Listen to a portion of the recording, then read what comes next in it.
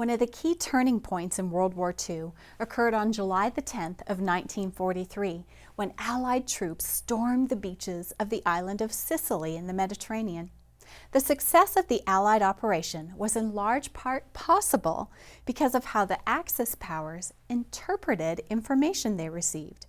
Their wishfulness and desire to see what they wanted to see helped to lead the Allies to what was ultimately victory in Europe.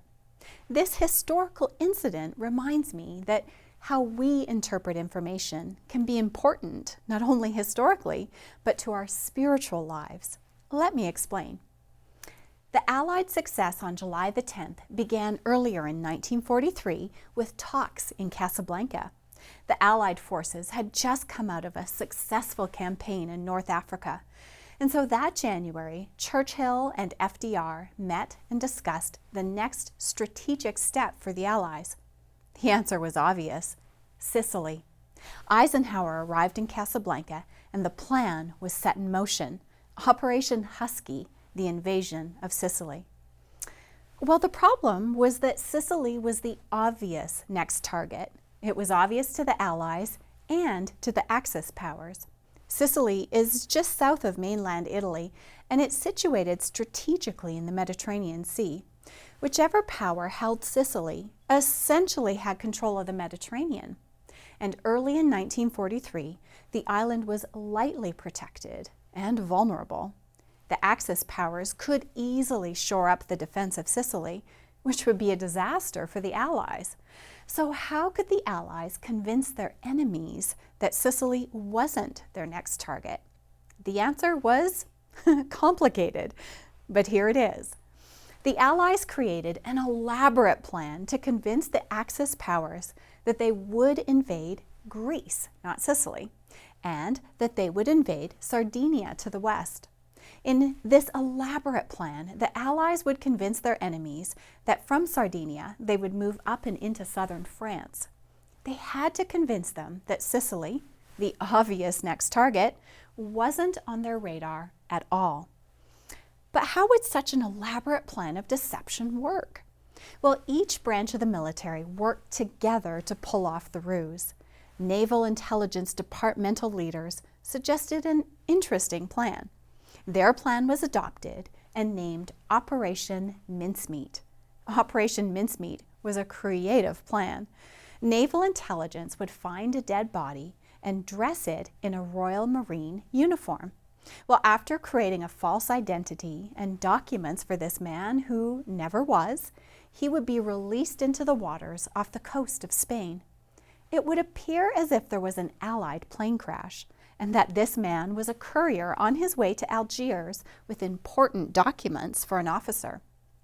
When the body was recovered from the Spanish water, it would certainly be turned over to Italy and Germany, along with the false documents that the Allies had planted on it. Well, Operation Mincemeat was an elaborate plan, and it worked. The body was pulled out of the water off of the coast of Spain on April 30th, 1943. The documents that were so carefully forged and placed in a black briefcase and in uniform pockets were passed on to the Italians and the Germans. The Axis powers read the seemingly official documents. The carefully forged papers told the narrative the Allies wanted them to believe. Greece and Sardinia were their next military targets. Ultimately, the Axis powers believed the elaborate plan, and they didn't reinforce Sicily. As a result, the Allied invasion of Sicily on July the 10th was victorious.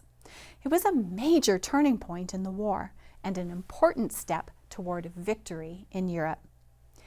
Well, why did the Axis powers believe the documents that were found in a deceased man's waterlogged belongings? Well, here's part of the reason. They wanted to believe it. The Allies played on what Admiral John Godfrey, director of Britain's naval intelligence, recognized as a weakness in Axis intelligence. Godfrey described this weakness as a wishfulness. The Axis High Command was concerned that both Greece and Sardinia were vulnerable points. When they read the false documents about planned attacks on these weak areas, their insecurities made them wishful.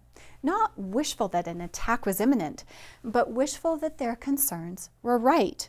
In other words, their intelligence system fed off of the bias of the high command. If there was a concern over something happening, they interpreted intelligence reports accordingly. When presented with conflicting intelligence reports, according to Godfrey, quote, they were inclined to believe the one that fits in best with their own previously formed conceptions, end quote. The Allies used their enemy's own biases to pull off an elaborate operation that was an important step in the Allied victory in World War II. You know, as I read about Operation Mincemeat, I couldn't help but think of another group. This group of people also lived in the basin of the Mediterranean Sea, but some 2,000 years ago. We remember them today as the noble Bereans. Paul and Silas were sent to Berea, and as their custom was, they went into the synagogue to teach. They shared about Jesus. They told of his life, his healing ministry, and his death. Paul and Silas had shared this good news in other parts of the Mediterranean basin, and often the people rejected what they heard, but not in Berea. Let's read it from Acts chapter 17 and beginning in verse 10. It says, "Then the brethren immediately sent Paul and Silas away by night to Berea. When they arrived, they went into the synagogue of the Jews. These were more fair-minded than those in Thessalonica, in that they received the word with all readiness and searched the scriptures daily to find out whether these things were so." Faced with new information, the Bereans received the word with all readiness. And then they did something noble. They searched the scriptures daily to find out whether these things were true. They tabled their biases and they searched for the truth. They didn't enter in wishful that what Paul and Silas shared was or wasn't true. They searched for the truth and they were blessed in the process. When reading scripture, we can be blessed by following the example of the Bereans. When we search the scriptures, not wishful to find an argument to support our own opinions or ideas, but with readiness to learn the truth.